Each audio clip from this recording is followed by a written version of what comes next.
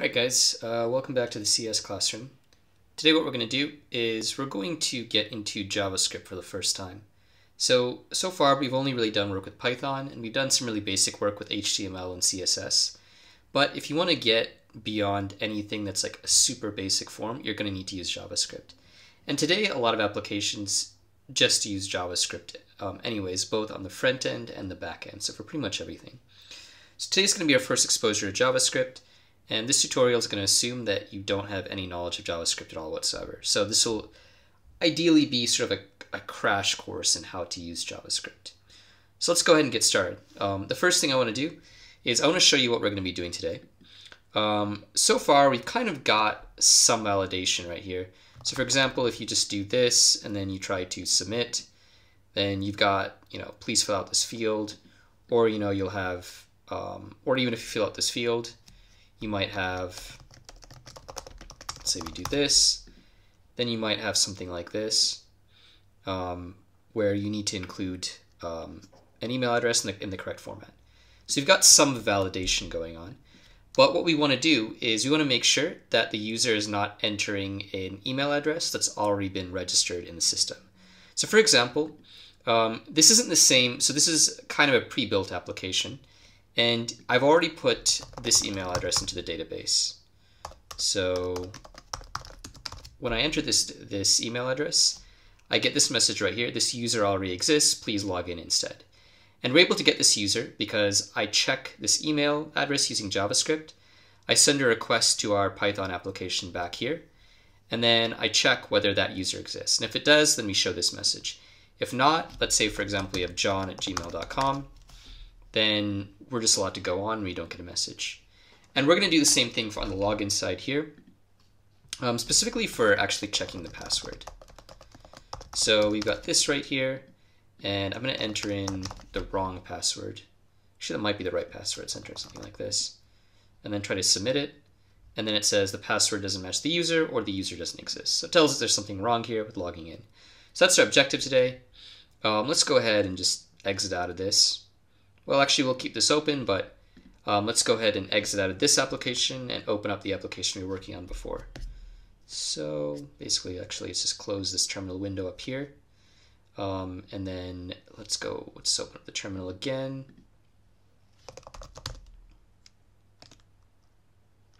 We're going to go ahead and zoom in right here so you can really see what's going on. Okay, open that up to a full window, and then let's navigate to our application, Flask vaccine passport. Cool. Okay, as usual, the first thing we need to do is we need to activate the virtual environment. So .venv/bin/activate. Cool. Now that we've done that, let's go ahead and just kind of erase everything else. So clear to start. So now this is all we've got right here. And let's go ahead and just start our application up. Python run.py, just to make sure everything's working and everything's good. Looks like that's good. Let's go ahead and just hit enter again. We should have our old application here. Okay, the first thing we're going to do is we're going to go ahead and just create our JavaScript, all right? So we're going to clean up our workspace from our last tutorial. And right here, we're going to create our JavaScript in our static file. So we're going to create a new file, or we're going to create a new folder called JS for our JavaScript. And in that file, or in that folder, we're going to create a new file. It's going to be called validate users.js. And this is where all our JavaScript is going to go. The other thing that we need to do is we're going to need to get access to a different JavaScript library. But before we do that, let's just go into how we can include this JavaScript in our application.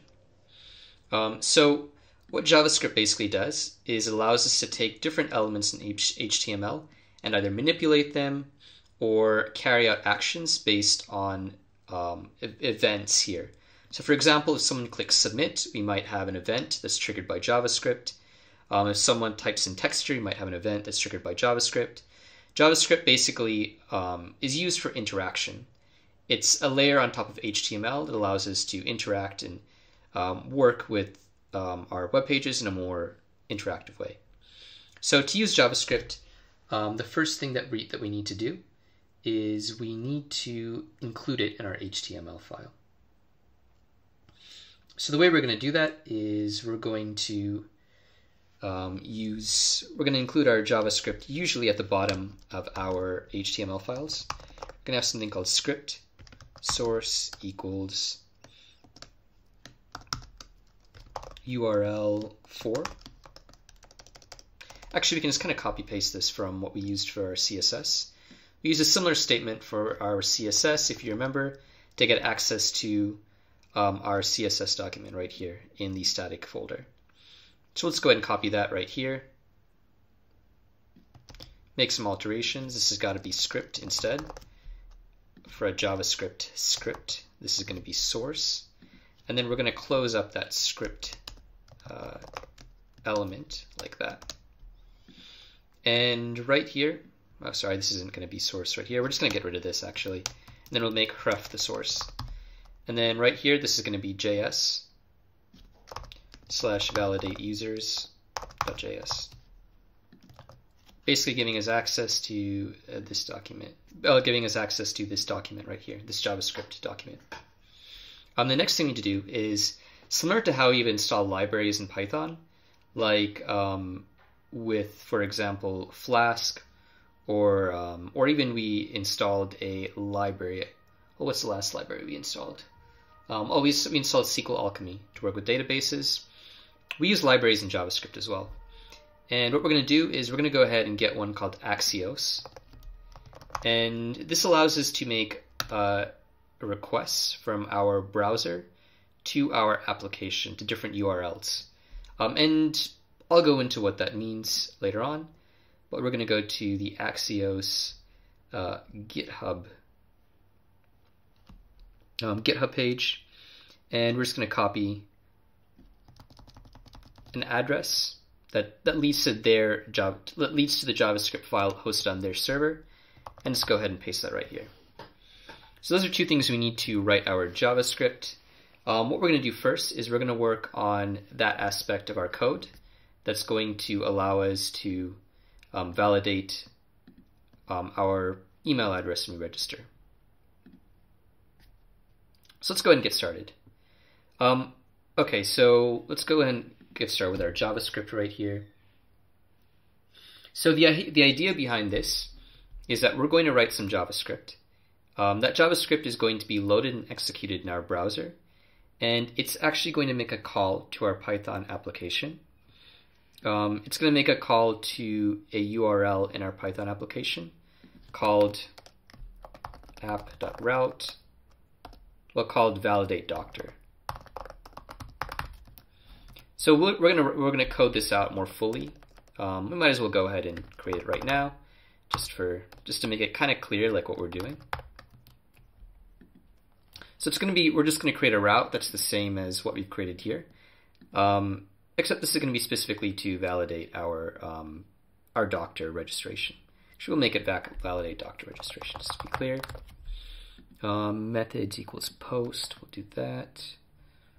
We don't need that right there. We're gonna have a function called def. Let's say validate doctor registration. And then we'll kind of fill this in later. Okay, so let's go back to our JavaScript. And the first thing we're going to do right here is we're going to create a function. What we're going to do is we're going to type in const.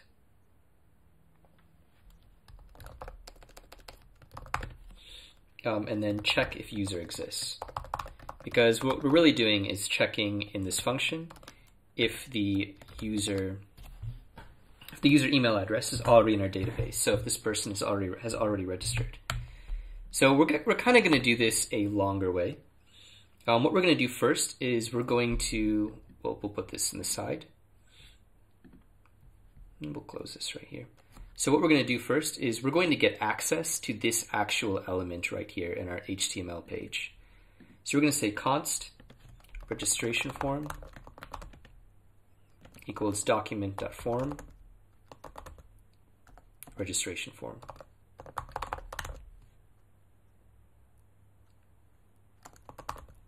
So what, and actually we need to add name right here. Name equals registration form. So what this is doing first is this is getting access to this whole form. Our ultimate goal is to get access to this element right here, but we need to start by getting access to the form. The next thing we're going to do is we're going to say const, and we can either use const or let. If we use const, that means that nothing else is really going to be assigned to this particular variable. So we can make the assumption that this variable is going to stay, that the value of this variable is going to stay what we've assigned it. So the value of registration form is going to remain document.form registration form. And that's why we use const. There's a deeper explanation, but for now, that's good enough. So if const email form element equals registration form, which is this one right here, and then email address. So what this is going to do right here is this is going inside our form, which you've already found, and this is getting the email address element. And what we really want is we want the email address that's been typed in here, so we can send that to Python and check whether that exists in the database. So we're going to say const email equals email form element dot value. Okay, and now what we want to do is, let's go ahead and let's see if we can kind of move this over here. So we want to make a request right here, and we want to actually just, well, first of all, we just want to make a request right here and do some stuff here, all right? So to use that, we're going to use Axios. We're going to make a post request, as we specified right here, and we're going to make it to validate doctor registration.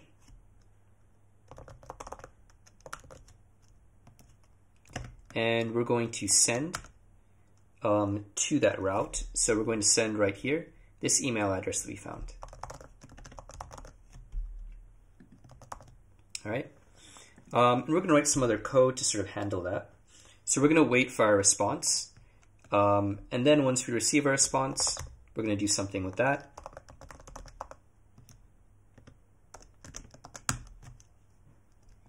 And if there's an error, we would do something with that.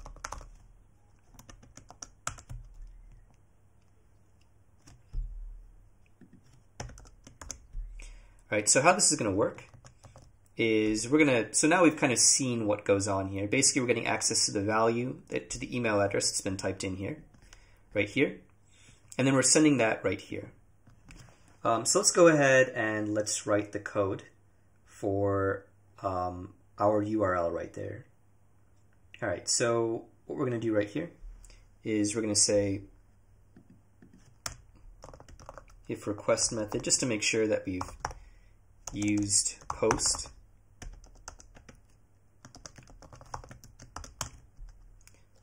Post. And we're going to get our email address equals request.getJSON.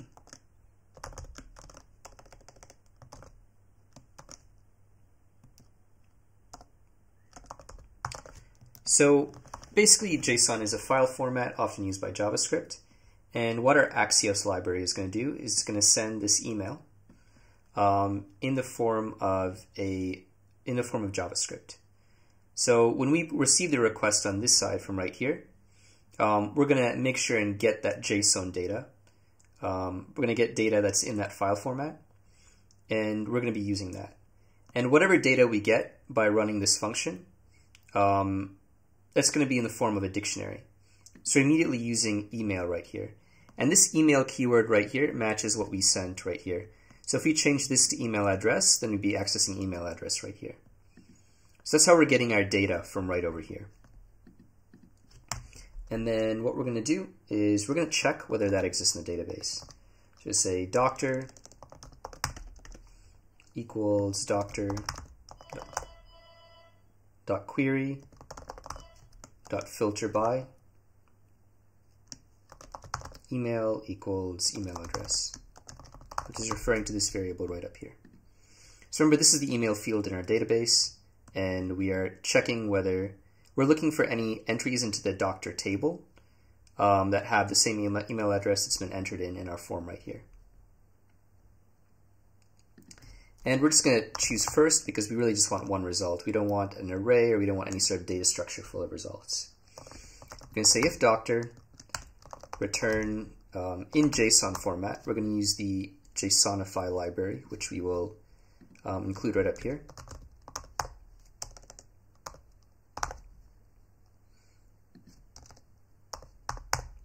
We're going to return JSONify,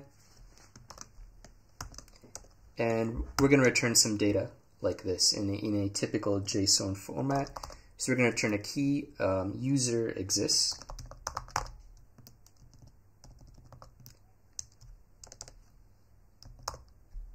And for this one, it's going to be true. So if there is doctor, then okay, the user exists, and we're going to say user exists true. So if the email address that was entered here has an equivalent entry in the database in the doctors table, we'll say true. Else, we're going to return the same thing but false.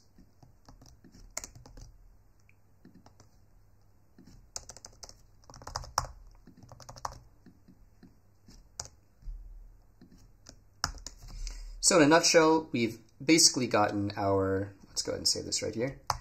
Right here, we've gotten our form. From inside that form, we've gotten the email address element, and then we've gotten the value. It's been typed into the form right here using this line. Then we've made a HTTP request, an AJAX request. We made a request to our Python application from our HTML. And we've done that right here to this same route that we've specified on the Python side.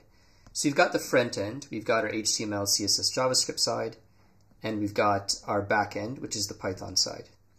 And this is how we're basically making requests to this side.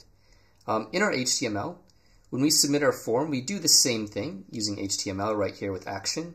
We're basically submitting this data to the register doctor route right here. Or right here, login doctor to the login doctor route right here. But here instead, we're just doing it via JavaScript. Okay, so the idea is we make this request and then we get the response right here. So let's go ahead and let's work on our response right here. Cool, okay. So what we're going to do now is we're getting this response, which is essentially going to be this right here. All right. So what we're going to do now is we're going to do if response data user exists. User exists matching up to this right here. So we're getting the response data equals false. Sorry, equals true. Then we're going to do some action. All right. And what we're going to do is, so, okay, you know how like if we basically type in, okay, let's say if we leave this blank, right, we get this kind of message. We're going to create a custom message like that for our email address. All right. So we're basically creating that same message, but it's going to be customized. So we're going to take this email form element, which corresponds to this right here, and we're going to utilize that to create our custom message. We're going to say email form element dot set custom validity. So we got a custom message. This user already exists. Please log in instead. All right. And then we're going to also we need to have email form element dot report validity.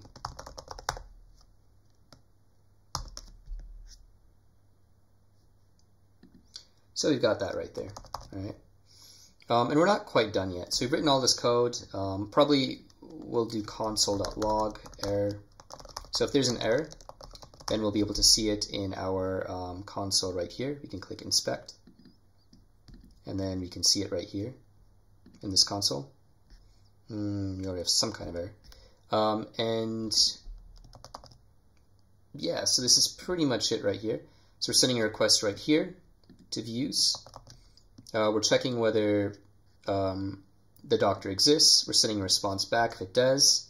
If the user already exists, then we're showing some kind of message. Otherwise, we're not doing anything. We're just letting the user carry on through the form. All right, cool. So the last thing we need to do is we've created this function called check if user exists. So we actually need to use that function right in here in our HTML. So we're going to go back to our templates right here, and we're going to go ahead and stick that function in right here. So what we're going to do is, there's a couple of different ways to do this. I think what we're going to do is we're just going to do onFocusOut. So in HTML, you can actually specify a bunch of different events like onClick, onFocusOut. And what these basically say is when someone does this. So onFocusOut means, okay, so we focus in on this, and then when we focus out, we're going to execute that action. So this is focusing in, clicking anywhere else is focusing out. And I chose this event right here because we specifically need to do that in order to move on to different forms. So after you type in the email address, you're going to have to focus out and then go to phone number. So whenever the user focuses out of this element, we're going to call this function, which is check if user exists.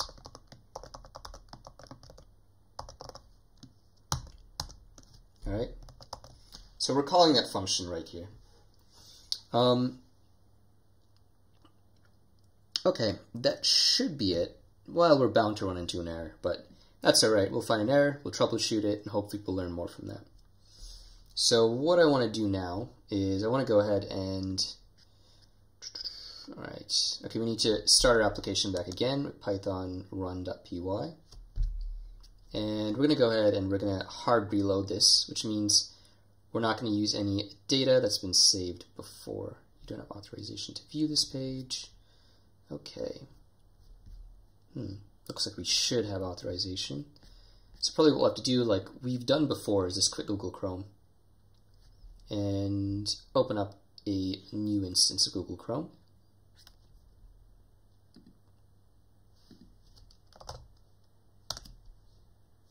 Okay, cool. And now we are back to our application. All right, so let's go ahead and just inspect and see whether there are any errors or anything like that. Okay. We might potentially have an error. What we can do is we can go to sources. You can see whether it got us the data that we want. It doesn't actually look like we've gotten our JavaScript.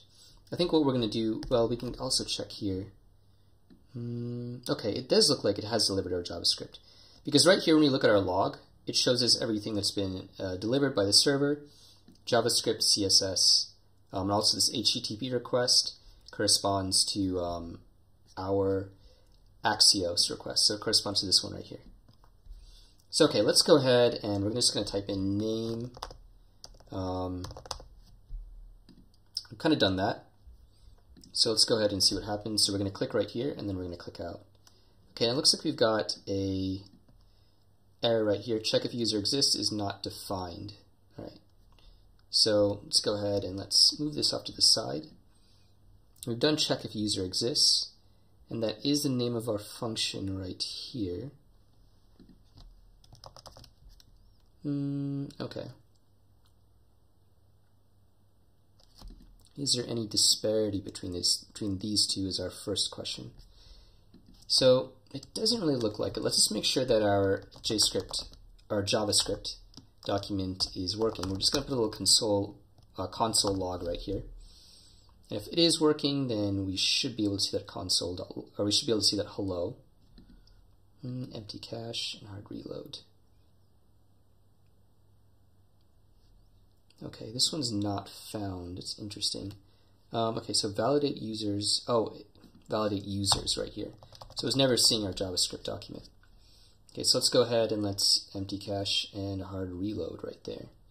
So, okay, we should be getting that now. Sources, network. Okay, looks like we've gotten that JavaScript. Still not showing hello, but alright, let's go ahead and give it a try. Oh, we did see our hello right here. Cool. Okay. Let's go ahead and give that a try. We're just going to type in, let's just type in a different name. Alright, let's just kind of go through it the way a user would instead of autofilling. And then I'm going to type in, so I believe actually this was actually already in the database. So if you go to DB, we've already got an error right there. But I'll just open this up for clarity. So if you go right here, let's open up the database from this project right here. And this is what we've got right here. So let's see. Cannot read properties of undefined. Let's see what we've got right here. Okay, so it's having trouble finding this right here. Let's see. Okay, the mistake is right here. It's got to be .forms, not form. So this forms object right here on the document, or this forms data structure on the document object holds all of the forms in the entire HTML document. So this HTML document is actually just like one big dictionary pretty much. So it has all the forms, including a registration form, and also we should probably call this, we should give this a name, we'll call this login form.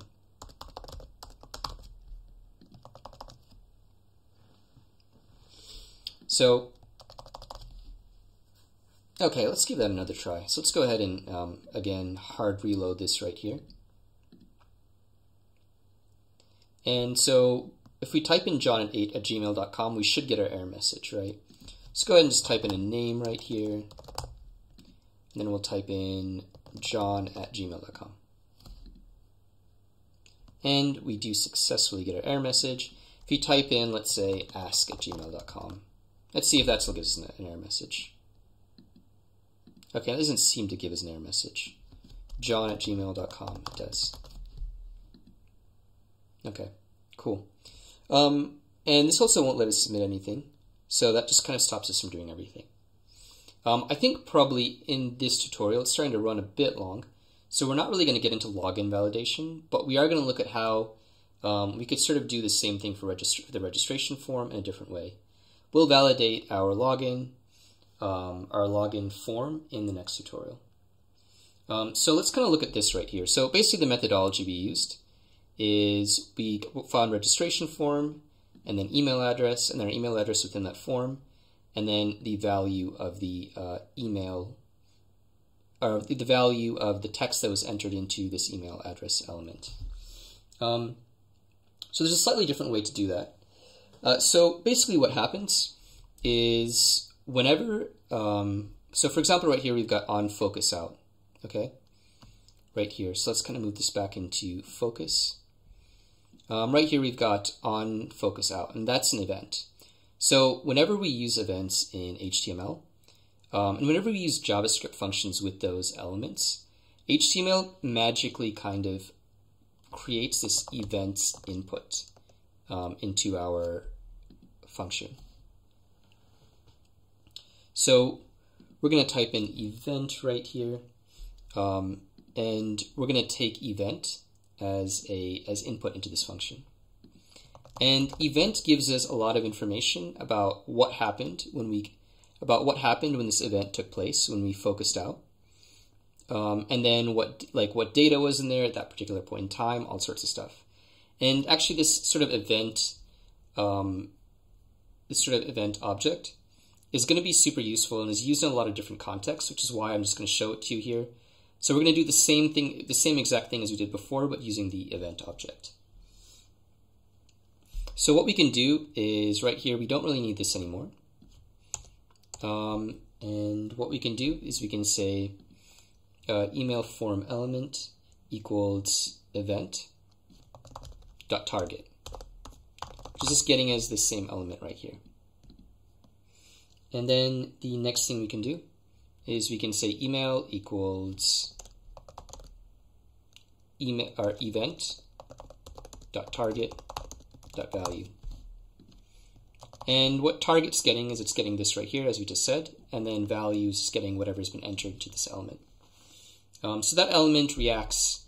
We're getting this element input now because we've decided to utilize it by putting the event variable in here, and that just magically exists for us because we're using an event like onFocusOut.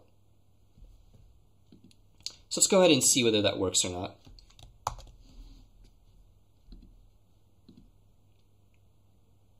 And we'll type in a myth, type in john@gmail.com, and then we'll focus out. And okay, looks like cannot read properties of undefined, reading target. Okay. Let's see what could have gone wrong right here. So we've got event.target. Could be that there's something wrong with our HTML. Let's take a look at our HTML right here. Check if user exists. Oh, okay. Here's the problem. We didn't save this right here.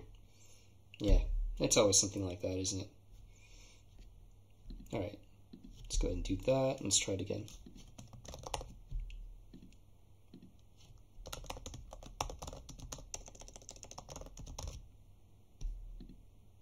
Okay, and it does exactly what we expected it to do. So yeah, this tutorial is running up to about 35 minutes. So I think we're just going to stop there today. Just a quick recap. You learned quite a few things today. First, you learned about just how to write some basic JavaScript. So we didn't go too much into the syntax. I think probably in our next video, along with focusing on how to validate our login form, we'll talk a little bit more about JavaScript syntax. But if you kind of look at it, it looks there's some elements that are similar to Java. This is not similar at all. Right here, we're actually this is where we're putting in our function input, so our function parameters. And this is our function body within these braces. And this little arrow mark is right there in between those. This is the name of the function. Right here, we've got constant variables. This is sort of a structure you've probably never seen before, which is effectively, well, it's called a promise. And basically we're saying we're going to make a request to an address. We're going to use a post object or a post function. And then based on that, we're going to carry out some action. So yeah, as far as the syntax goes, we'll try to go into a bit more depth in the next tutorial. I want to try to introduce JavaScript as much as I can, but at the same time, that's not going to be the focus of this tutorial. So I'd also recommend looking at some supplementary materials online for how promises work and how some of the basic syntax of JavaScript works. If you have a background in a C-based language, you should be able to pick it up. This is probably the part that would be the most foreign to you. And then just parts where we're interacting with the actual HTML elements, also called the DOM, or the Document Object Model. Here's a document-oriented model. Let's look that up. DOM, HTML,